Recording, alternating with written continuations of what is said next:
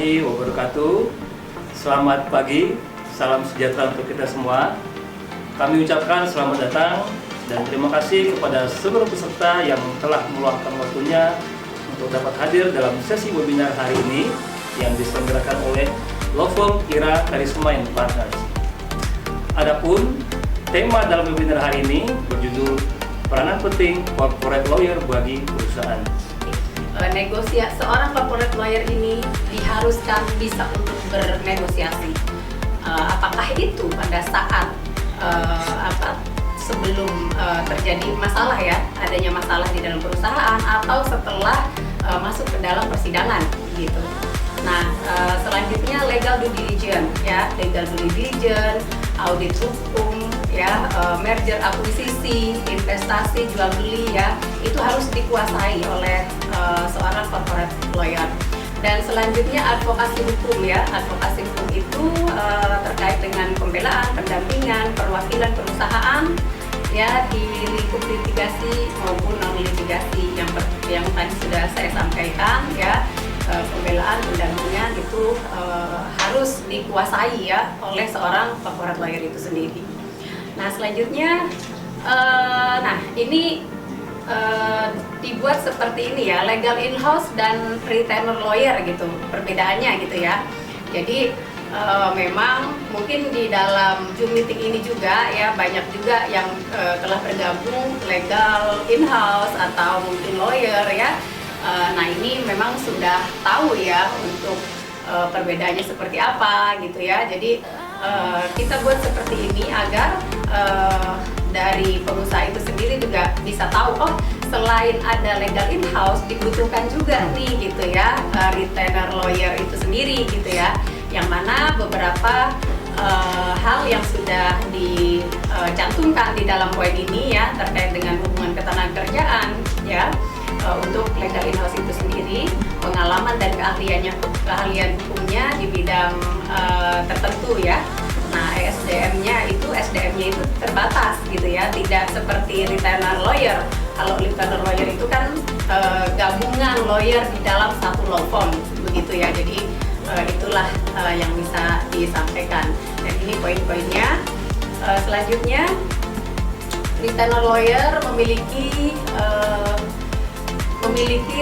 dengan memiliki retainer lawyer ini ya, perusahaan artinya akan merekrut pengacara ya, seperti yang saya sampaikan tadi ya, dari kantor law firm ya, dalam jangka waktu dan biaya biasanya ya, biaya jasa tertentu yang disesuaikan dengan kebutuhan dan kemampuan perusahaan biasanya ya.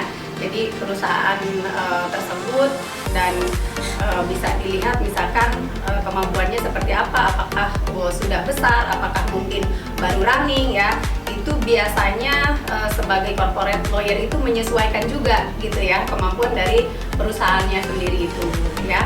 Nah dengan adanya corporate lawyer maka perusahaan akan memiliki pengacara pribadi. Nah ini yang sangat penting ya, jadi pada saat perusahaan itu ya meng-hire retainer lawyer dari kantor hukum ya, yang tadi berbagai bidang pastinya kan, ada ketenagakerjaan, ada bidang pidana, perdata itu sendiri ya. Nah ini akan lebih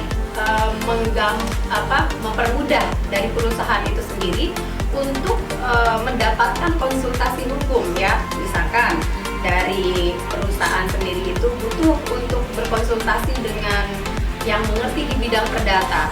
Nah, dari situ ya, dari kantor hukum itu pasti ada beberapa bidang profesi ya, profesi sesuai dengan bidangnya seperti itu. Nah, ini adalah law firm sebagai retainer lawyer.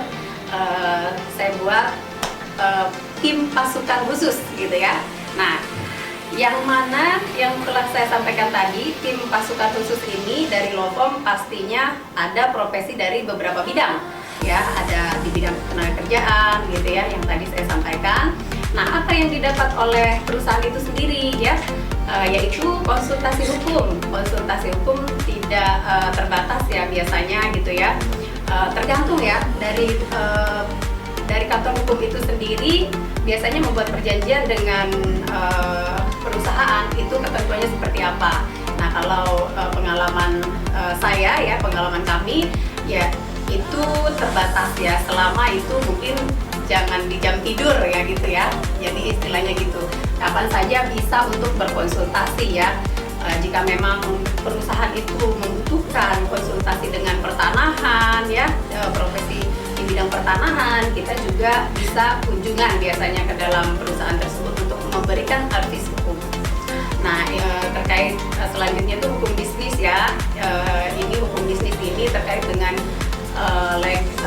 drafting, negosiasi, kontrak ya. Nah, biasanya ada juga mediasi gitu ya. Jadi sebelum melakukan kepada tingkat litigasi itu harus dimaksimalkan untuk negosiasi dan mediasi ya, mediasi dan negosiasi. Nah, ini sangat diperlukan ya, seorang corporate lawyer ini yang bisa seperti ini tuh sangat diperlukan oleh perusahaan, yang mana apabila memang sudah lanjut ke tahap litigasi itu biayanya sudah sangat banyak sekali. Mungkin di sini ada para pengacara sudah tahulah seperti itu. Jadi dimaksimalkan untuk bisa dimediasikan ya, negosiasi agar ya permasalahan tidak sampai ke ranah litigasi. Nah, itu diperlukan hal yang seperti itu. Nah, selanjutnya hukum ketenagakerjaan. Nah, di sini sebagai lawyer corporate harus mengetahui terkait dengan hukum ketenagakerjaan yang mana sangat diperlukan di dalam perusahaan. Akar masalah yang terjadi biasanya sering terjadi ya, itu ada di dalam hubungan industrial ya, ketenagakerjaan itu sendiri. Nah, ini ada advokasi hukum seperti yang saya sampaikan tadi. Pendampingan, perwakilan sebagai kuasa gitu ya. Jadi harus dibedakan, jika pendampingan biasanya itu di kepolisian gitu ya. Kalau perwakilan itu biasanya ke pengadilan gitu ya. Jadi di dalam surat kuasa juga itu harus dibedakan gitu ya. Mana untuk perdata, mana untuk pidana. Ya mungkin bapak-bapak yang hadir di sini ya, ada yang sudah pengalaman ya. Mungkin ada juga yang memang belum gitu ya. Jadi kita sampaikan. Ya, yang tadi saya sampaikan juga terkait perdamaian itu di dalam proses mediasi dan negosiasi. Nah, untuk selanjutnya, nah struktur organisasi law firm ya secara umum. Nah, ini biasanya ini saya buat secara umum ya, tetapi pada faktanya di dalam kantor hukum itu ya masing-masing punya struktur sendiri-sendiri gitu ya. Gitu. Jadi susunannya founder, managing partner gitu ya.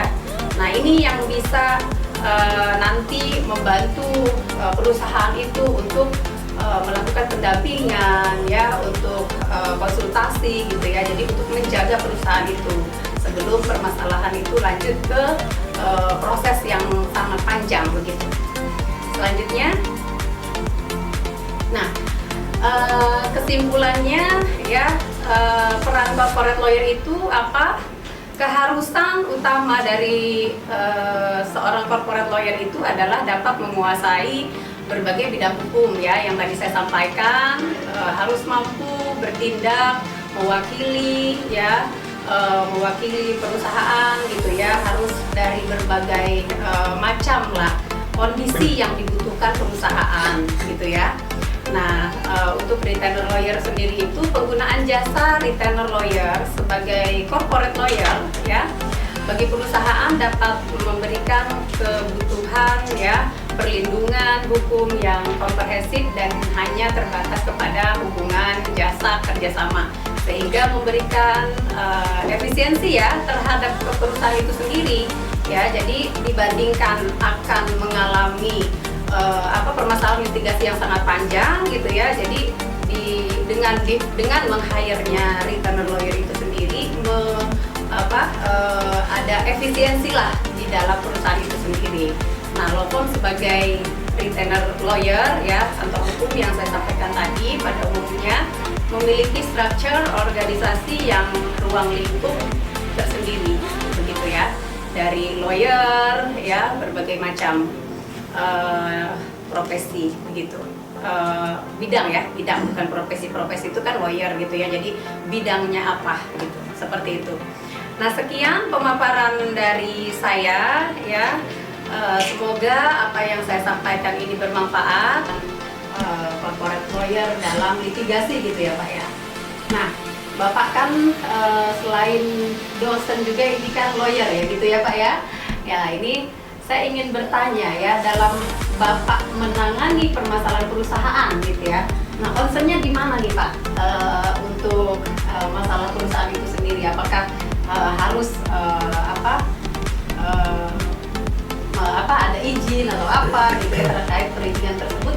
Apabila Bapak melakukan langkah hukum seperti apa gitu? Concern Bapak tuh gimana? Baik, terima kasih Mbak Ida. Jadi kita kalau ditunjuk sebagai corporate lawyer dalam perusahaan, tugas kita yang utama adalah bagaimana melindungi daripada perusahaan tersebut. Itu prinsip utama yang harus dipegang. Melindungi kepentingan perusahaan tersebut, menjaga nama baik perusahaan tersebut. Itu concern yang harus kita jaga dan concern yang harus kita pegang sebagai corporate lawyer. Kira-kira gitu. Dan di dalam menghadapi suatu kasus-kasus tertentu, tentunya kita nanti akan meminta data kepada pimpinan perusahaan tersebut.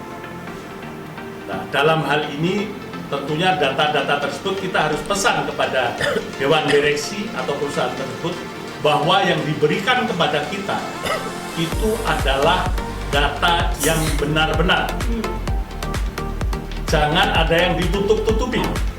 Karena pada saat seorang corporate lawyer bekerja di dalam perusahaan menganalisa suatu permasalahan, dia sudah berperan sebagai seorang dokter. Ibaratnya kalau ada pasien ke dokter, dia bilang batuknya 3 kali, padahal batuknya semalam subuh. Tentunya obatnya akan beda. Kalau cuma batuknya sekali 2 kali, cukup kasih herbal teh saja atau cengkeh. Tetapi kalau perusahaan juga sama, harus detail, tidak boleh ada yang ditutup-tutupi dari data-data yang telah diberikan kepada kita. Nah, ini kaitannya dengan KUHP yang baru sekaligus. Itu sebelum kita ke sana, direksi perusahaan itu kita bikin suatu surat permohonan bahwa pernyataan bahwa data-data tersebut adalah benar adanya, tidak ada pemalsuan dan sebagainya. Gitu. Karena apa? Karena di KUHP yang baru ini agak aneh.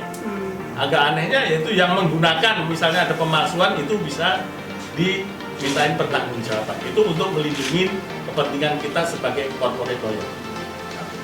Yang kedua, setelah data-data itu kita terima semua, nah ini kita harus menganalisa. Tentunya kita tanya kepada pimpinan tersebut, Bapak targetnya apa?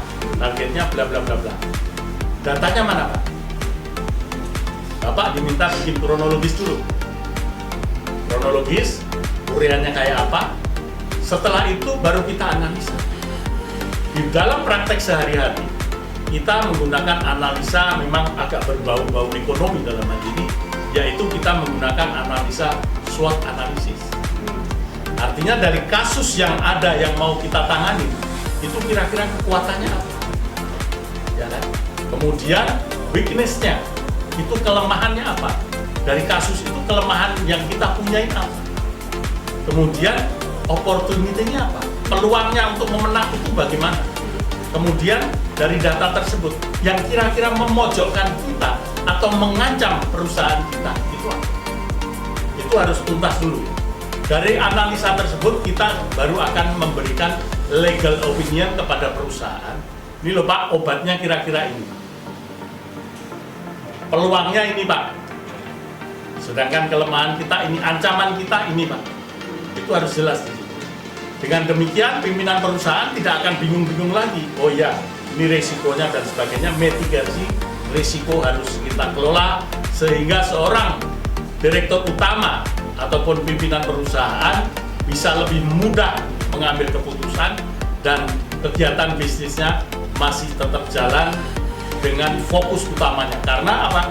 Karena langkah yang mau beliau tempuh itu sudah kita rekomendasi berdasarkan hasil analisa SWOT tadi. Kira-kira gitu Bu Ira.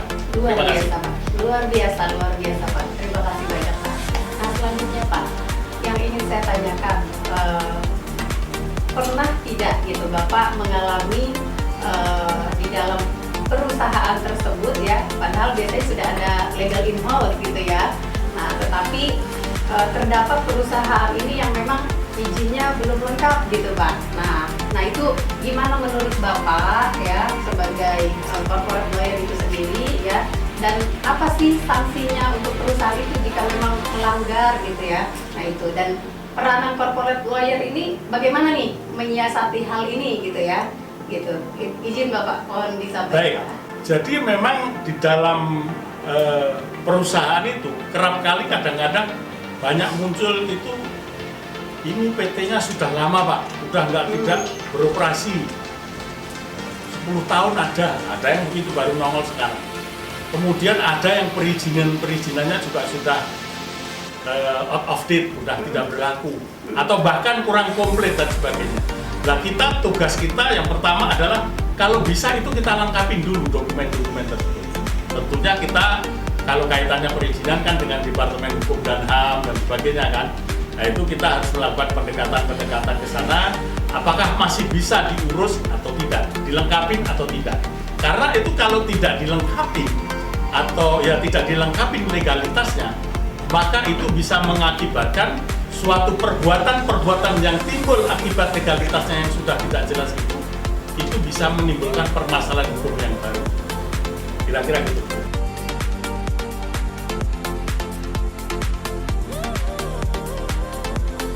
Ya, dengan adanya webinar yang kami telah selenggarakan, ya kami berharap dapat bermanfaat ya bagi pihak-pihak terkait ya, khususnya para pengusaha ya.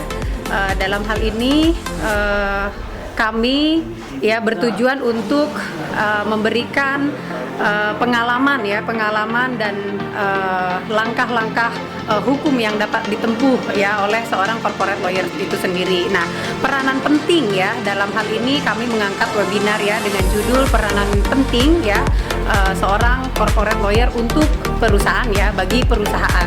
Nah, di sini sangat penting sekali untuk perusahaan ya memiliki lawyer corporate itu sendiri, yang mana dilihat dari segi efisiensi ya, efisiensi untuk perusahaan dan benefit yang didapatkan oleh perusahaan itu sendiri ya.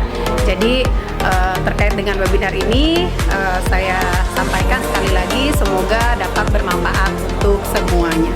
Terima kasih. Jadi gini, seyogyanya sebuah perusahaan itu memang harus ada corporate lawyer-nya. Karena apa? Kalau kita mengandalkan internal lawyer yang ada di dalam itu, maka satu, mohon maaf, bukan saya mengecilkan, itu pengetahuannya, jam terbangnya masih kurang. Karena dia hanya terbatas tiap hari yang ada di dalam perusahaan tersebut. Sehingga hal-hal yang di luar perusahaan yang bisa muncul suatu persengketaan, pasti yang internal lawyer kurang memahami. Contohnya misalnya terkait dengan hak kekayaan intelektual, terkait dengan kepailitan, PKPU, terkait dengan pertanahan, itu biasanya seorang internal lawyer di dalam perusahaan pasti tidak mempunyai pengetahuan yang luas tentang hal itu. Itu yang terjadi. Maka pentingnya harus ada corporate lawyer. Kalau corporate lawyer itu karena dia tiap hari memang pekerjaannya itu, pengalamannya lebih banyak. Jadi saya anjurkan untuk perusahaan-perusahaan sebaiknya harus ada corporate lawyer sebagai retainernya. Terima kasih. Ya, saya sebagai praktisi HRD sudah lebih kurang selama lebih dari 30 tahun merasakan bahwa betapa pentingnya adanya corporate lawyer di perusahaan. Dulu pada saat saya membantu sebagai HRD, banyak hal-hal yang saya tidak pahami di dalam praktek maupun di dalam pengadilan itu sendiri. Sehingga setelah sekian lama saya menjadi praktisi HR dan sekarang saya menjadi lawyer, saya merasakan bahwa perusahaan itu sangat butuh sekali ada keberadaan seorang corporate lawyer. Barangkali itu yang harus mulai disetujui oleh para pemangku jabatan di perusahaan untuk mengadakan retain me kepada corporate lawyer.